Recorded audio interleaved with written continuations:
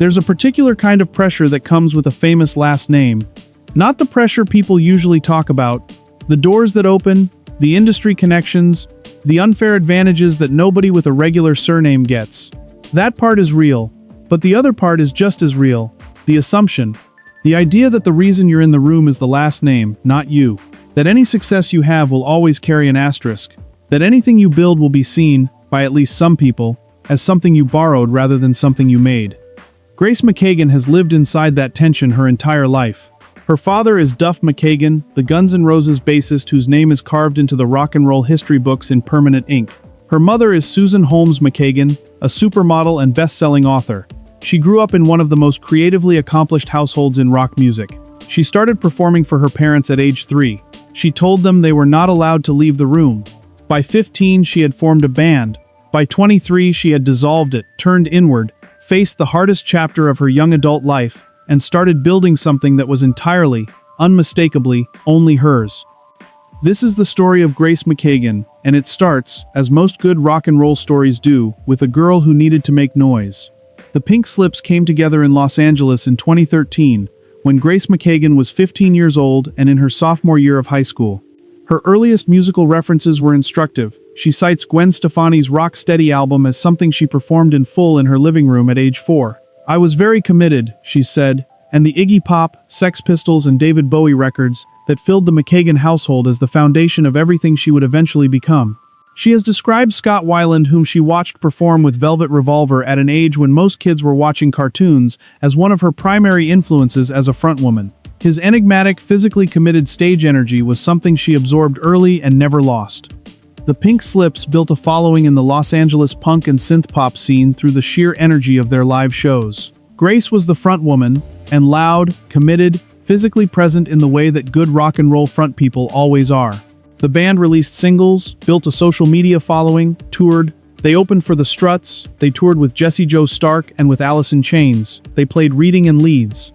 For a band that started in a high school girl's head, it was a real, legitimate career. But something was happening underneath the surface. As Grace moved through her late teens and into her early 20s, the band, which had always been a specific group of people, with a specific sound, built around a specific moment in her life, began to feel like a container she was outgrowing. The pandemic lockdowns accelerated things. When you can no longer tour, when the mechanism that holds a band together stops running, what was already fraying tends to simply come apart. The Pink Slips released their final single, Miles Away, in 2020. And then, quietly, they were over. The end of the Pink Slips coincided with the hardest period of Grace McKagan's young adult life. She has spoken about this period honestly and without performance, which is consistent with who she has always been in interviews, but which still takes a specific kind of courage to put into public record. She was battling severe depression. She had gained 30 pounds in a short period of time and was deeply disconnected from her body. She was in a relationship that she later identified as emotionally abusive, and her friendships inside the band, people she had considered her closest friends, had fractured in ways that hadn't yet resolved. On top of all of that was something harder to name, an overwhelming sense of guilt about the life she had.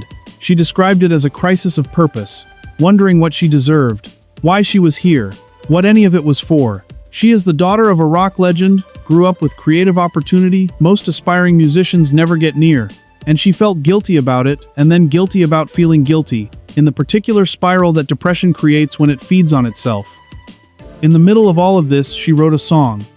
She wrote it with her guitarist and boyfriend Blues Williams, and with producer Isaac Carpenter, and Enda Symes, who had drummed with Awwal Nation, the Exies, and had actually worked with her father. The writing process, she said, was unexpectedly joyful, even as the source material was dark. It was therapeutic in the specific way that making something from pain often is.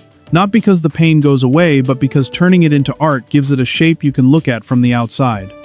She called the song Surrender, and the central line, "I won't back down, I won't surrender," was not a description of where she was when she wrote it. It was a declaration of where she wanted to be. The music video featured her covered in real, living butterflies. The symbolism was not subtle, it was not meant to be. Surrender was released in December 2020. It became her first solo single, and the formal announcement that the Pink Slips era was over and something new had begun. The song has since accumulated over 237,000 streams on Spotify, a modest number by mainstream pop standards, but a real number for a completely independent solo debut.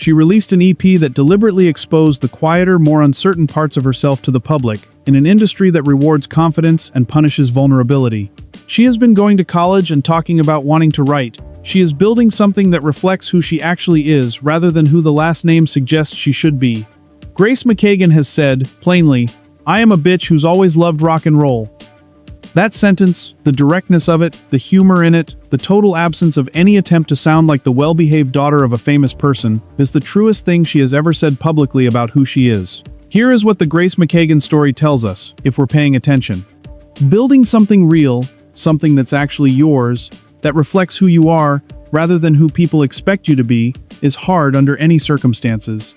It is harder when every step you take is visible to people who have already decided, before you've played a single note, whether you deserve to be taking it.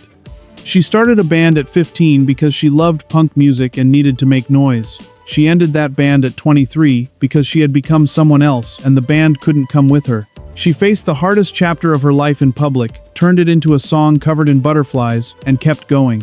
She played bottle rock, she started college, she described releasing imperfect, unpolished old demos as, "Fuck it, why not?"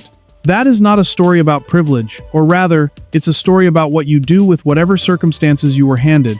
And what Grace McKagan has done is use hers to try to make something honest. She told us at the beginning, she hopes you find something to connect with in her music, that you leave it feeling empowered, or confident, or some sort of powerful emotion. She wrote Surrender as a declaration about who she wanted to be. In 2024 and beyond, the evidence is that she is becoming that person, song by song, show by show. The pink slips are over, the solo chapter is well underway, and the best, in all likelihood, is still to come. If you're a fan of Grace McKagan, Mighty Nay, or discovering her through this video, drop a comment with your favorite track so far, and go stream Surrender if you haven't. Like, subscribe, and I'll see you in the next one.